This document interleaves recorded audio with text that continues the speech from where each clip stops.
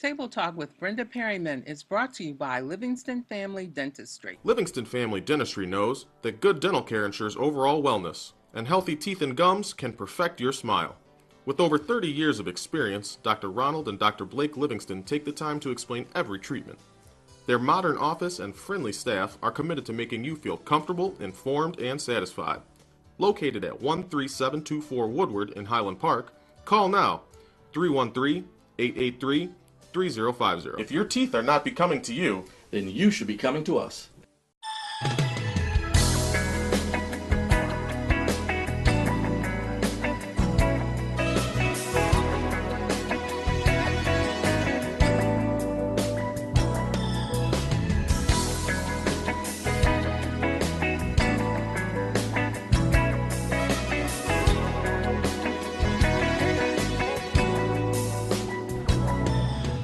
Good morning, and welcome to Table Talk with Brenda Perryman. This morning we have a different kind of table talk. I'm talking real fast because my doctor has to leave shortly. And so if you have any questions, I do have a question from Claire in Boston, but maybe she'll call in and ask it. I'd like to introduce my guest, Dr. Amir Kaki, cardiologist, heart specialist, whatever, with affairs of the heart, except maybe love. But I saw your wedding online. Gee whiz.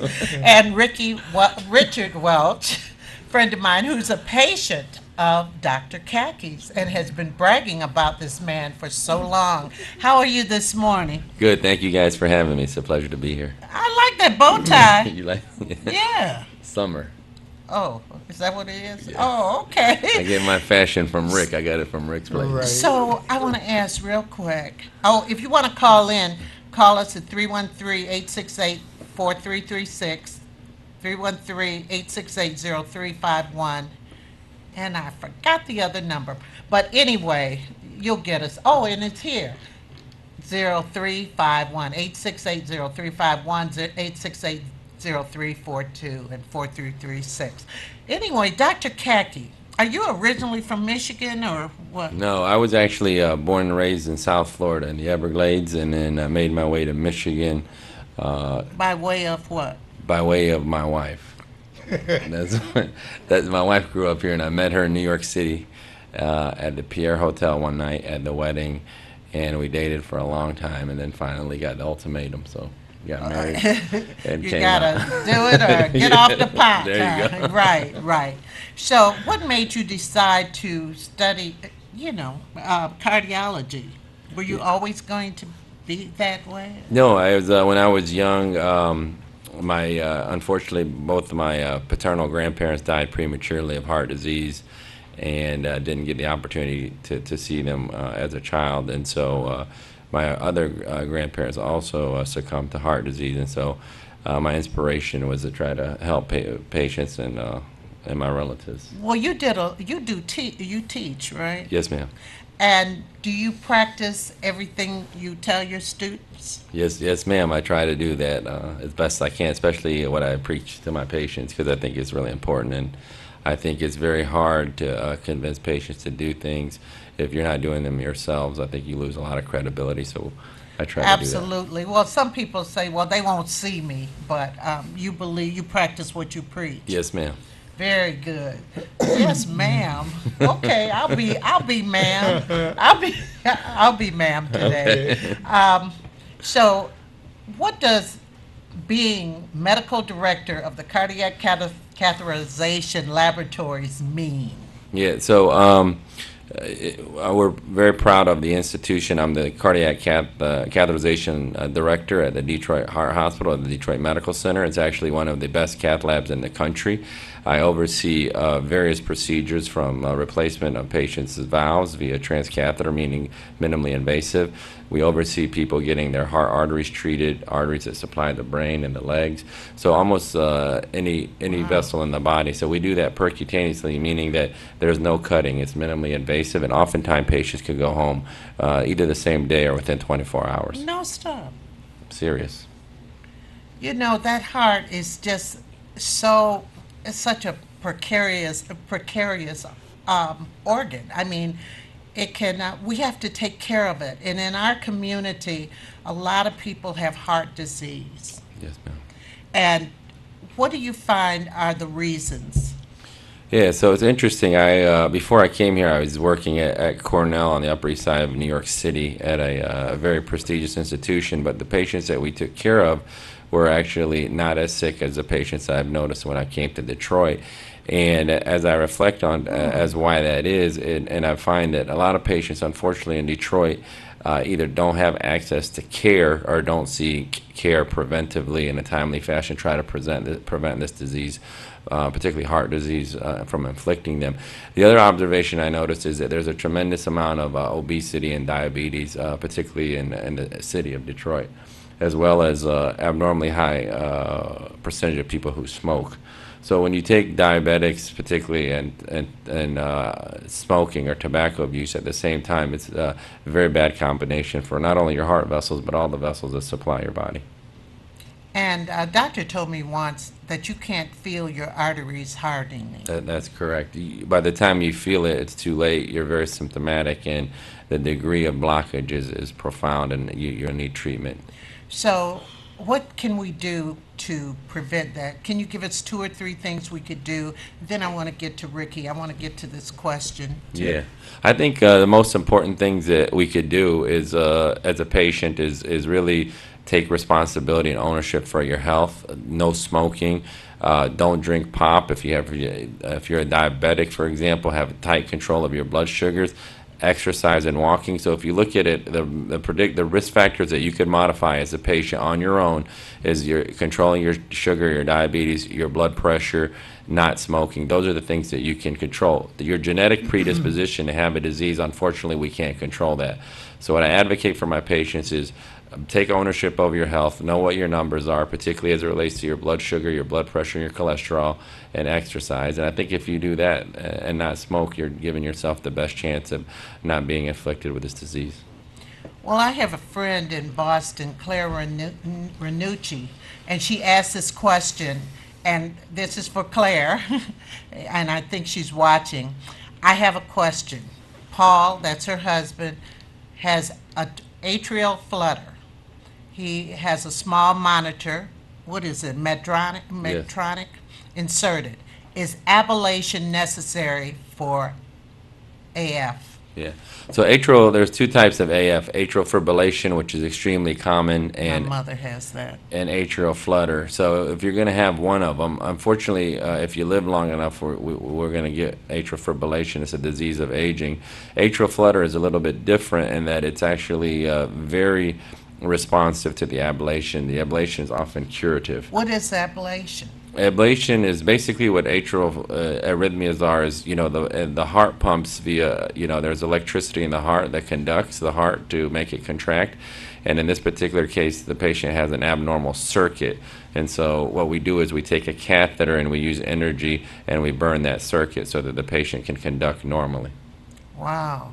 Yeah, and that is a minimally invasive procedure. It's very low risk with high success rates, and you can go home usually the same day. The same day. Now, let's talk about Richard. He's your patient. He came to you with what? I mean, Ricky, you do talk about this, so you don't mind my audience knowing. No, they need to know. Okay. Seriously. They need to know. He came to you. Yeah, so Rick came to me, and he had severe heart disease. He's permitted us to speak about his health here, so we appreciate that, Rick, and we hope that we can help others through your story. But Rick came to me. He was in bad shape. He had blocked arteries, and he had a very weak heart. And Rick, given his condition, was at a prohibitive risk to have surgery, which is conventionally how you treat these patients. He was not in well enough shape. He would likely not survive surgery. And so now we have technology. There's a catheter here that we could show the audience, but this is actually the world's smallest heart pump. And this is a small pump that goes in through your leg and takes blood out of your heart and pumps it into your circulation. And so Rick was a good candidate for this, and you can see it's just a small pump that goes through the leg, and it's a temporary device, and it permits operators like me to fix the heart, or sometimes we leave it in for a few days to allow the heart to recover. How much of this do you put in?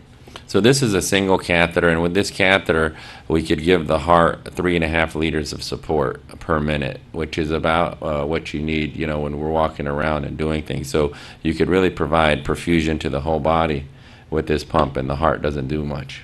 It does all the work for the heart. Really? But I was saying, how much of it do you put in? The whole Oh, thing? I put, yes, ma'am. So I put this is the tip of it, this is the catheter, and you can see how long it is, and it extends all the way. So Rick is a big guy, so this went from his leg, and this ended up in his heart. So we go in through the leg, and the tip of that is in the heart. And it's just through a small, there's no incision, and there's no surgery, there's no cutting. But with this technology, I use this catheter to treat Rick, and as you can see, Rick is not only highly functional, but he has a quality of life he gets to enjoy, which previously he did not. Unfortunately, before we had access to this technology, and even patients out there today who don't have access to physicians or institutions that have it are either left, to go to pasture or unfortunately, succumb to this. And so I'm excited to be here, to endorse patients like Rick, and I'm hoping that other patients can get access to such. Now, how long has this particular it's a It's a catheter. been around? This catheter has been around commercially available since about 2009, 2010. Uh-huh. And some of the things that we're proud of, we actually at the DMC, Dr. Schreiber, who started our program along with myself and other members of our team, are actually the world's largest users of the device. So we are the world experts on this technology. And how do you feel about it, Rick? I thank God for Dr. Kaki, Biomed, and this catheter. I'm enjoying a quality of life that I wouldn't have. To be completely honest, when we first went to Dr. Kaki, he explained to me the severity of my condition.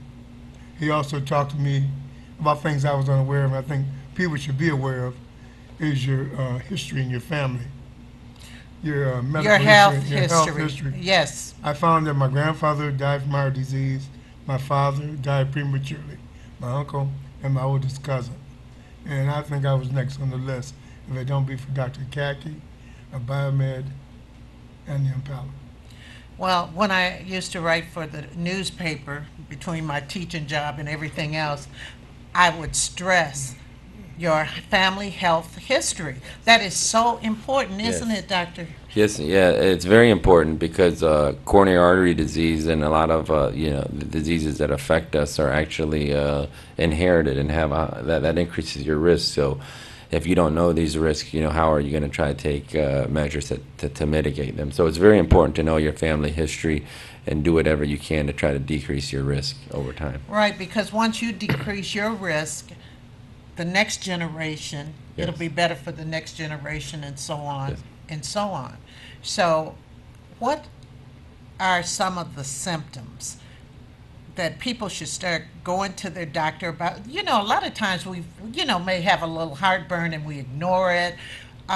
When should they go to a cardiologist, or should they go to an internist first and then go? Yeah, I think everyone should, regardless if you think you're healthy or not, should see a primary care doctor at least once a year. So I would recommend that because they're very valuable in that they know, timetables for screening and so forth. As far as symptoms, there's two groups of patients that we don't know a lot about how they present, because if you look at the medical literature, the traditional medical literature is based on white male symptoms. So if you're a female, the literature doesn't really describe how a female feels. And so a lot of females, unfortunately, had symptoms of heart disease that were not what we learned in medical school and not textbook, and we've come to learn that. So women present differently than men. They've been understudied, unfortunately, in the literature, and we're trying to change that in the cardiology community. And the other population, which all of us are a part of, is the minority population, has always been underrepresented as well in clinical trials. And now these populations are being studied now, which is very good for us. So that being said, if you have symptoms, not necessarily the textbook symptoms of substernal chest pain and shortness of breath, other symptoms, you should go see a physician, because you may not present like the textbook, because a lot of that stuff we learned, again, was based on one population group. So I would not be dismissive of any symptoms: chest pain, shortness of breath, cough, neck pain, arm pain, headache, etc. Where is the arm pain? So traditionally they'll tell you left arm pain, that radiates down the left arm, or bilateral arms. But we've had patients that have elbow pain on the right side, which is totally atypical based on what we were taught. So that being said, if you have symptoms, you should talk to your doctor and make sure that this is not hidden or masked symptoms of heart disease. So that pain in your arm, would it be a sharp pain? I'm just trying to close in on The more common symptoms of people that have chest pain, the typical ones are going to be people who got chest pain typically related to exertional activity, people who have shortness of breath with minimal effort, people that have arm pain, that's basically dullness that radiates down the shoulder or radiates down the arm. Those are the more typical ones. But again, I've had female patients who come to the hospital and they have a headache and they're having a heart attack, and their presentation for a heart attack could be a headache. So we got to keep in mind that not everyone is the same, and that if you do have the typical symptoms, obviously you should seek care, but if you have the atypical ones, you should make sure that you're not dismissed or written off. So as far as this catheter or heart pump, right? Yeah. What did the old ones look like? This is actually a new technology. So prior to having this pump, we really didn't have much to treat these patients, at least from the catheterization perspective. All the technology was really surgically based, and a lot of these patients were too sick to get the surgically based technology. And is there an age limit to surgery?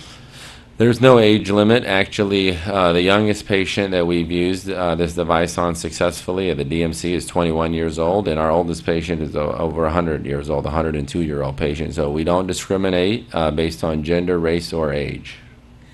Well, my mother, she'll be 98, and she has some AFib. Yeah. But she's doing really well. I'm really surprised. So I started thinking, I said, maybe I have something to look forward to. Yeah. But then I looked, and my father died. He was like 64. So I got one there and one there. But my father, he didn't take care of himself as well as my mother did, Yeah. So is that true that if you have a parent or that lives a long life, that can transfer to yourself? Yeah, I mean, the best predictor of your longevity is really your parents' longevity, assuming I'm talking about natural history, not saying that they died of something that, like an accident, etc., but just looking at it from a medical perspective, if your parents lived a long life, genetically, you're more likely to enjoy that as well. Oh, well, that's good to know. Ricky, Ricky's so busy. I've known him. We've known each other for 100 years. Yeah, a long time. We went to college together. And what is the difference now between how you felt before and how you feel now? Actually, I feel like a new person. To be honest, prior to the experience I had with Dr. Kaki and this device, he'll tell you I was lethargic. Shortness of breath. And you're a business owner, you too. I felt it. Well, actually, I got sick doing a fashion show one night, and my wife noticed it. And then people know I'm a fisherman. I was out in the ocean fishing, and it really hit me. We got back, we went straight to the hospital. But I want to say something else. We're talking about how people can tell. Athletes, you really got to check it, because most athletes, as myself, when you start feeling lethargic and down, and first thing you say is, oh man, I got to get in shape. And the first thing you do is run to the gym. The worst thing to do. You better go see your doctor. If that's happening all of a sudden, there's a problem. Go to a professional. In my case, I was ready to go down, start working out, pumping weights, running 2 miles, and believe me, I wouldn't be here to talk right now. And taking a bunch of iron? You know that. Because we say, oh, I'm sluggish, let me get the iron. Tell us about iron. Yeah, so I wouldn't. Yeah, iron is a compound that we need to make blood, and iron we make that naturally. There are patients who are iron deficient, and particularly women, and particularly patients who bleed. So it's not often you'll see patients, particularly women that have heavy menses, who will require iron supplements because they don't make enough iron to replace the new blood that they need. But if you don't have iron deficiency diagnosed, you shouldn't take it. The side effects of iron, it makes your stool dark and can confound some other diagnosis, but it also causes severe constipation. So it has side effects as well. So the point is that I don't advocate anybody taking any medicine until you've been evaluated and there's an appropriate indication. Just to take it because you don't feel good is probably not, it's probably not a good idea. So sometimes I mentioned it before, and I know we got about 3 more minutes okay. with you. What we call gas or indigestion. Yeah. Could that be an issue?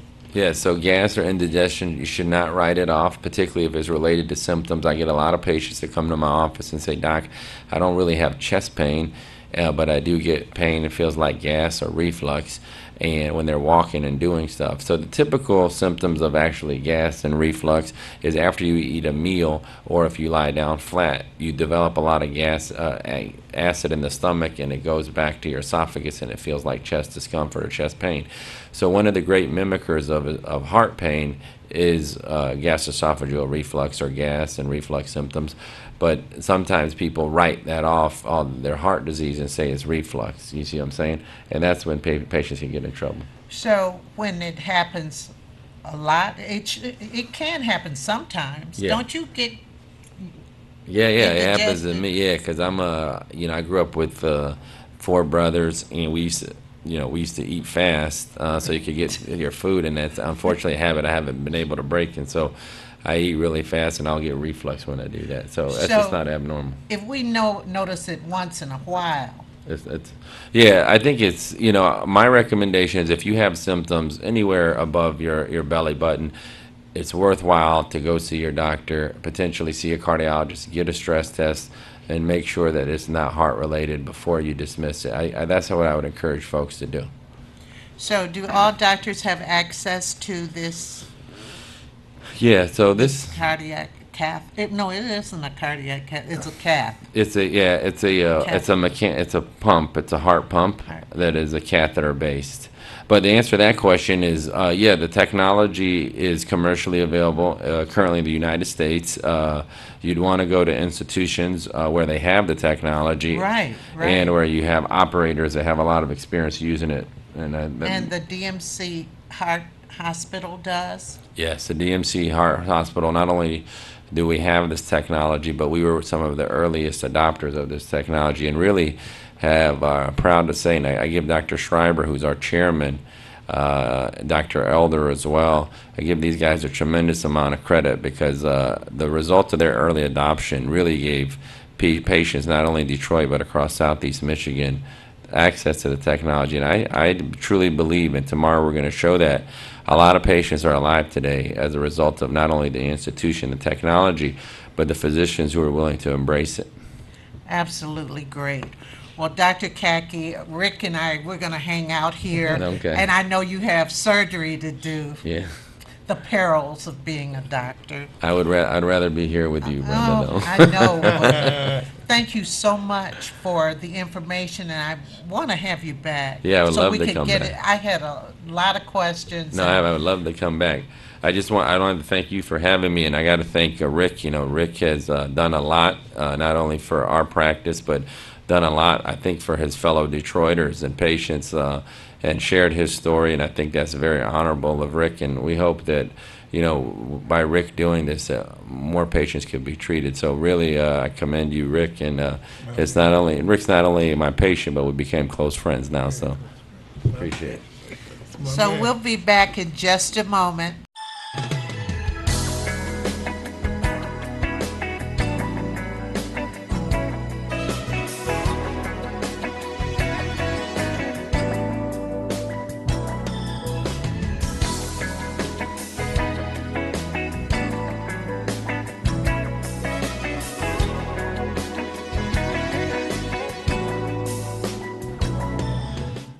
Table Talk with Brenda Perryman is brought to you by Livingston Family Dentistry. Livingston Family Dentistry knows that good dental care ensures overall wellness, and healthy teeth and gums can perfect your smile.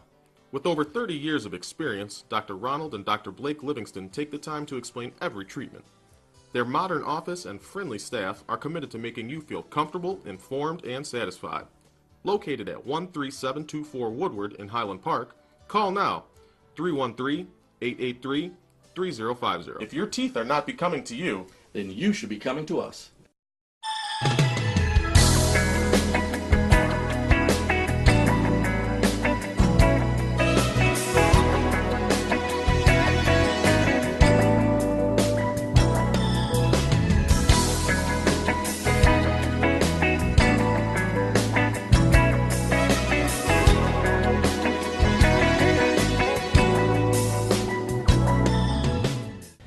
I am back. I am back. I'm here with Richard Welch, business owner, Silver Fox Furs. He gives these beautiful fashion shows where you get to, for 5 minutes, embrace the fur that you want to own if you want to own them. Or I just like to wear one night.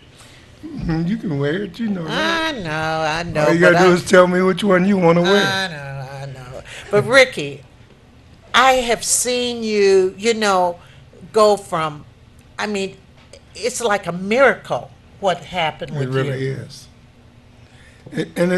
I equate it to, I was recently in Boston with the company of Biomed, who actually invented the device that saved my life.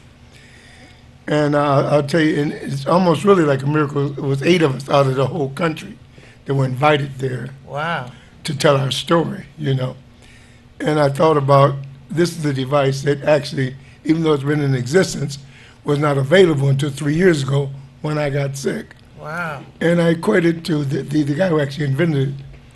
We were talking, and I said, it's almost like I hit the lottery. He said, Rick, you were in the right place at the right time with the right doctor, or you wouldn't be here. It sounds a little morbid, but it's the truth. It's the plain and simple truth. And I just thank God that I was one of the chosen ones to be there.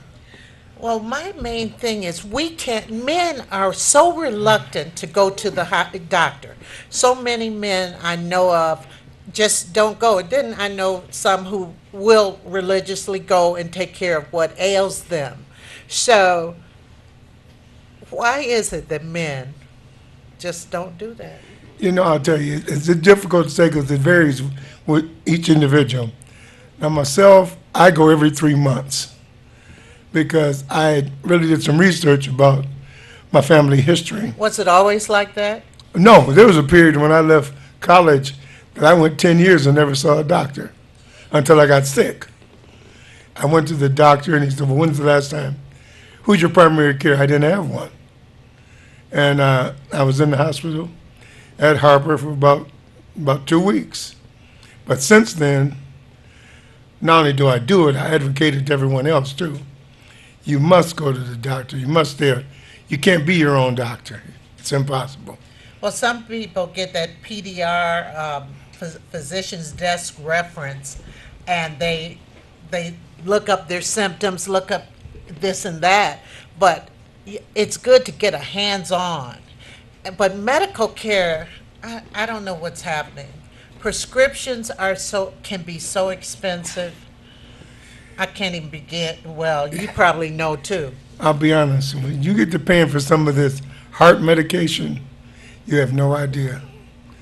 To be completely honest, I know that if a person doesn't have insurance that pays their prescription insurance, I don't know how they can afford to eat some of them, because I'll tell you, you can spend a house note on medication a month and more, I don't know, and I'm all confused about what they're talking about as far as medications and all of that on the national level and what Congress is going to do.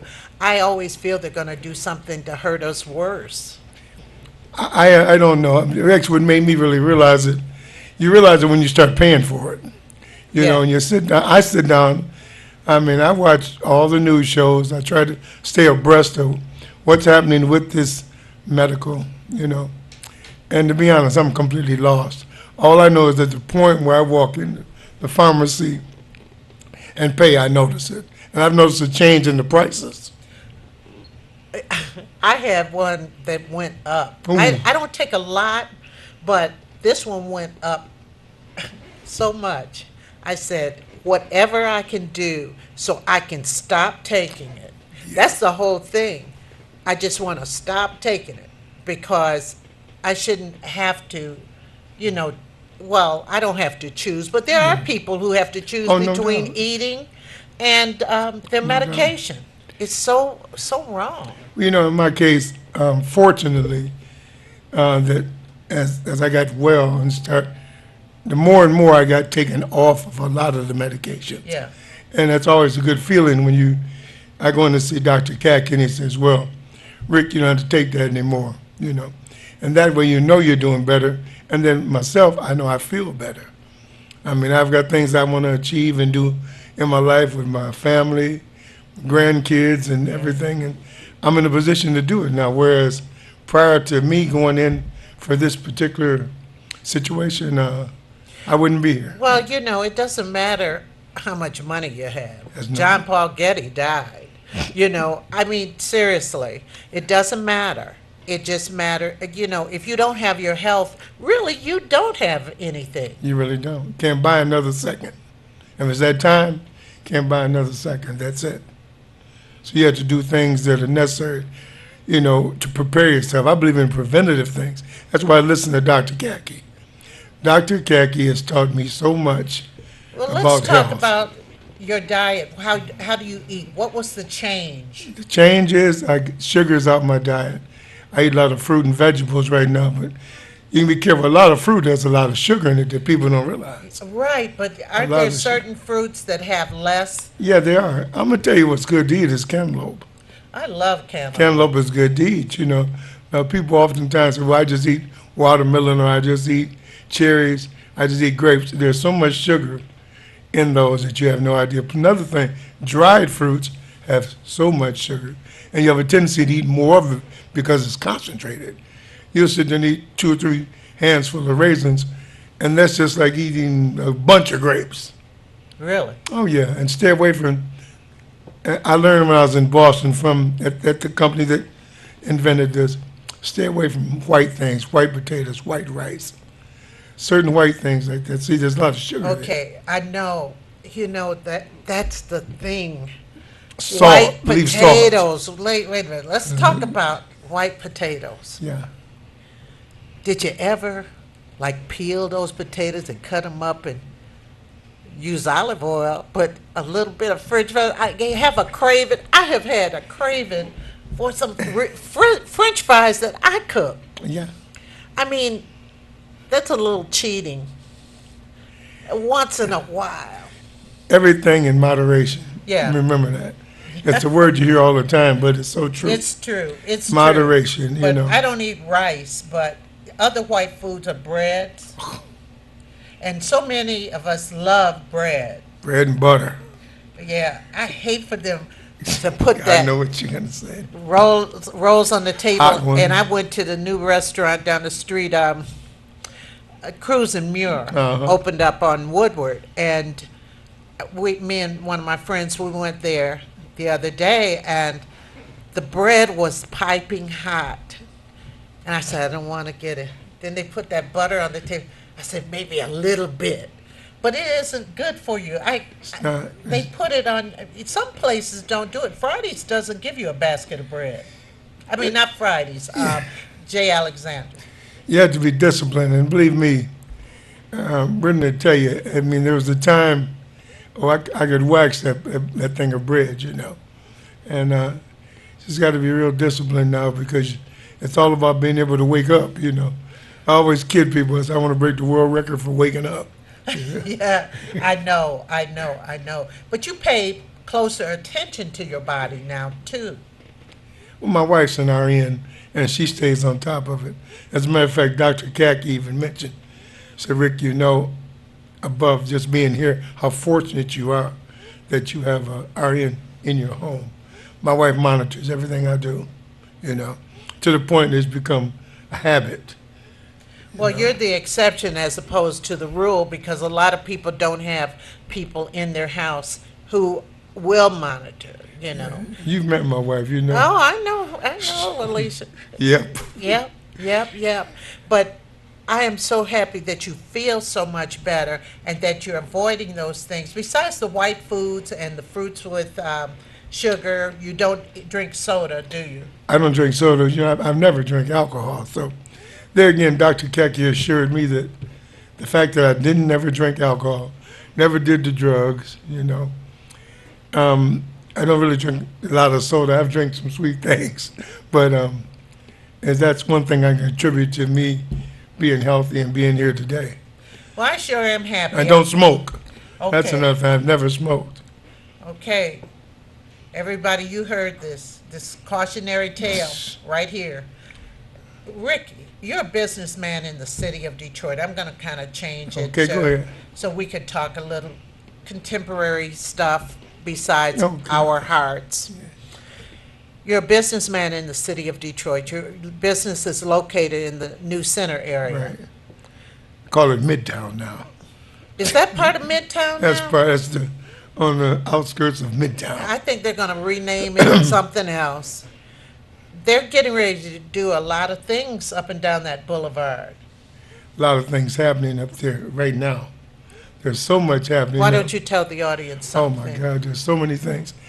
So many businesses that are coming in and other businesses that are leaving. There's a lot of opportunities, like even in our building. We're in the New Center 1 building.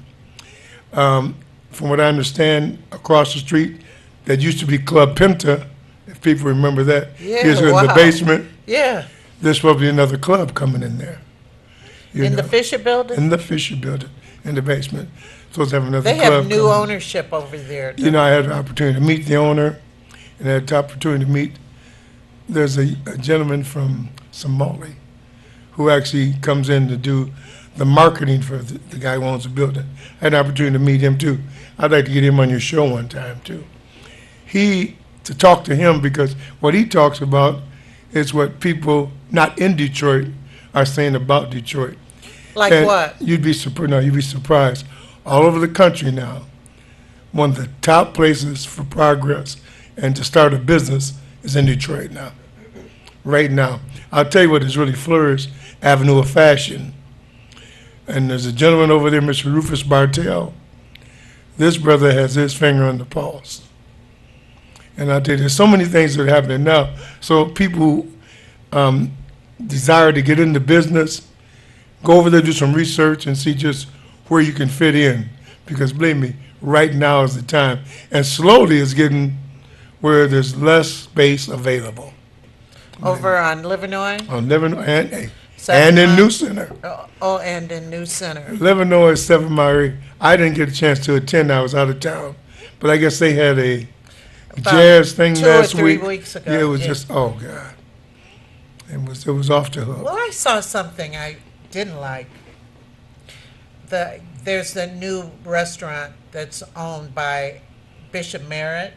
It's called the Narrow Way or something like that. A coffee shop and nice, but I guess Mike Duggan came over there, and some man started cussing him out. It was on Facebook. Somebody filmed it. Someone started cussing him out and following him, you know, and he had his security guards, and he was calling it all sorts of names loud. And I just thought that was disrespectful. Why do we have to do that? I mean, a lot of people may sit up and say, oh, yeah, well, we don't like him. And I don't like a lot of people, but I don't follow him and cuss him out. It's hard to explain why some people react the way they do. I don't like Donald Trump, but I would never attack him like that, you know. Right. It's hard to explain it, you know. I just want to let Detroiters know that anything you do negatively will be told. As a matter of fact, they have a tendency to play it up nationally. But believe me, right now, the place for progress is in the city of Detroit. And if any publication you read that's talking about places to establish business, come to Detroit. One of my former students has the House of Pure Vin. They just won the Channel 4 award for best wine house or best something like that. Yeah, I was really excited about that. There are people and black people Yeah. who are opening businesses downtown and in Midtown. A lot of young black people. Yeah, too. young. Yes. A lot of young black people are seeing the dream. My father's always tell me about Rick, live your dream. Have your dream, stay in touch with your dream, and try to live your dream. And a lot of young black people are doing it. I talk to groups all the time, and to be honest, I'm so proud of a lot of them, you know. I am too. I am too. Because a lot of our generation were raised to get a job, Right? not necessarily have your own business and help other people get jobs. But the entrepreneurial spirit is even bigger now. It's huge. It is huge, you know. And I'll tell you, and I hate to get political, there are certain people in politics. Can talk politics? Talk politics. Anyway, This is table talk. I'm gonna let you know. I do a lot with Reverend Horace Sheffield. Horace, a lot of people don't know a lot of the things he does. His daughter, Mary Sheffield, is a shining star in this city. I think so. She's got she has a fundraiser coming up at Club Truth on the 27th. Support her. Now she's young, and Mary's got all kind of ideas. Okay. Right. God, I got to perform at the other place on the 27th. What time is that? It's in the evening. What It's at- time does it start? You know what? I'd have to go back and look, because actually I'm on her committee also. Oh, well, But no. But Mary's just an example of one. There are others too. I spoke of Mary because I wanted to get the plug in for her. Well, what I've watched her do, and I got to know her before she did this, but she works very hard. She hard. occupied the corner. She does things, and when I had her on the show, people called in from her community to say what a good job she was doing. Dedicated person. But we have a lot of them right now. The young people in this city are just amazing to me. I mean, I hear stories every day. People will come to the store just to sit down and talk. Not that I can tell them anything, but we'll sit down. If you come down to New Center, you can't miss us. We're sitting at the table, holding court. Yeah, I've sat at that table. Yes, she has. I love going down there, sitting around, just talking. Yeah, but a lot of people come in, but you hear a lot of stories. Yeah. People have a lot of dreams. And people now see that the potential and the possibility of fulfilling those dreams, because they look at different examples that have been set. And I guess I'm just astonished at what's happening now. I just hope it keeps going. But I'm telling all young people, if you think you've got an idea, explore it. What do you think can prevent the growth? What would prevent the growth? Oh, wow. Prevent the growth rate? Yeah, I wonder. What do you think? Because a lot of people are talking, and I'm really concerned with the neighborhoods too. Okay. That's very important. People feel that the neighborhoods are being neglected. What can prevent it? We get a lot of animosity between, let's say, the business sector and the communities. And if they clash, because remember, that's what supports these businesses, is the community. And just like what happened with Mayor Duggan, incidents of this nature could really have people have a reluctance to want to come in and experiment, try things. And let's face it, Mayor Duggan is the Caucasian mayor. He won. He is the mayor. And some people have a resentment to that. Well, you're going to have to forget that. Right now it's about business, and we're all concerned about the results, the end, Right. successful business. Because there's some good programs going on. The Live 6. Yes. Livernois 6 Mile Yes. area. There are a lot of things happening there, and you're going to hear even more and more about it. There are so many great things that are happening in the communities and in the neighborhoods. And just 2 weeks ago, 3 weeks ago, Luther had a Rise Detroit Neighborhoods Day. I mean, there are people trying to keep things up but remember, this always touched me, and I didn't have him on my show, but he was on some shows. The gentleman who had his little delicatessen or something, a guy came in and held him at gunpoint Yes. and all of this, and he said he was going to close. You know, it's, But I'm gonna tell you what I wish we would really realize, and a lot of people don't. The power of this media, of people like Brenda, the shows on this network. See, it allows us to tell our story and reach our people, and it's told it from our perspective. And I tell you, I applaud Brenda because she brings people on to have a message for you, and we need this. I mean, other people have shows on there also. We got to pay them some attention. do, yeah, Yeah, and bring they stuff bring to them the on. community, and they care about the community. Because a lot of us, now I know you grew up in Grand Rapids, but I grew up in Detroit. Yeah. And like I was saying to somebody, I said, we used to take dates on the bus. You know, I mean, my boyfriend would walk over to my house, then we'd We go did to it the in bus Grand Rapids, stop. too. We'd go to the bus stop and then go on Yeah. a date. Oh, You know, we it- did it in Grand Rapids, believe me. Grand Rapids is a different city, though, totally. Yeah, Totally. That part, western part of the state. yeah, it was different. I guess. I've never Well, been no, there. it's different, but to be honest, it's similar in a lot of ways. Smaller version of it, that's all. Especially if you get into the community where I came from, You'd be straight. A lot of black businesses in Grand Rapids now. A lot of blacks getting into politics in Grand Rapids. Really? Yeah. Oh, that's good. It's good. It's good to get into the game. It's good to get into it and really be sincere about it. And I know that people like Mary, people like so many people who are on board right now, they honor the citizens of the city of Detroit. But we have to not give up. We have to just keep on forging ahead. You're right. And maybe 2 or 3 of us could get together and start a business. Because I'm telling you, Tom Brady from Jim Brady's Detroit told me that this property over there on Cass and Peterborough, they had been sitting on that property, sitting on it. Now they're getting ready to build a Jim Brady's right Oh, wow. there. And it's right behind the stadium. I mean, it's a perfect place for them. It is, really. But they bought this land low, and now, look at, You got to have vision, see, and right. matter of fact, there's things I could have done years ago. I just didn't, and now you can say, well, why didn't I do that? And you have to have that vision, Everyone doesn't have it. Now, speaking of Detroit, I'm from Grand Rapids, but if they ever want to interview anyone that loves Detroit, interview Rick Welch. He loves Detroit. He came Seriously. here and he stayed here. Never left. And Right. Detroit's been good to me. And I Yes. must say, I love it. Love the people. I love everything in the city. Well, you might as well give a little shout out on the business.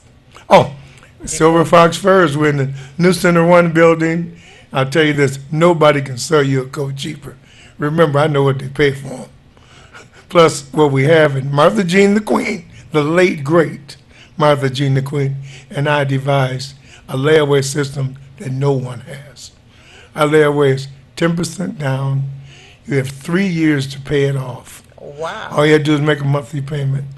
Believe me, I've had people from her church say, Richard, I never could have afforded a coat. You got to come in. If you come in and mention the show, ask for Richard Welch, believe me, that's an extra discount. That's an extra one. And I do that for everyone. They come in there and think enough to ask for me and mention a show or a fashion show, which we do a lot of them. First thing I do, that's an automatic discount because you chose me. Wow, that's amazing. Fur coats they're warm, aren't they, in the winter? They're warm, they're durable, and they're fashionable. And we're selling a luxury item. No one just needs a fur coat. Think about it. They want them. Yeah. And you work hard to get what you want. Yeah, that's true. And satisfy whatever urges you have or needs you have. Yeah, maybe I'll Or trade. desires, I should I'll say. trade in that cloth coat one day, or that Brenda. hoodie I wear. Brenda, you can get, believe me, you my Well, girl. You know what we're gonna do. Okay, you all heard him say it. Hey, it's, Uh-huh. it's Perriman. Well, Ricky, I'm so proud of you, and thank you so much for getting Dr. Kaki here. Amazing man. He and I have become such good friends, aside from him being my cardiologist. This man has a concern. We couldn't even get into it. I mean, what he's meant to me is unreal. And if you have any symptoms, go to your internist. Go to an internist first. He's not a heart doctor, but they'll give you the EKG. They'll give you all this workup as far as the physical is concerned, your blood work. They'll be able to tell a lot of things. You know, you could tell so much from a person's blood. Yes. Yes. Get that blood work. Yes, indeed. So join us again next week for Table Talk. I got some great people coming up too. I had a great time today. Thank you, everybody, and have a great weekend and enjoy the weather while we can.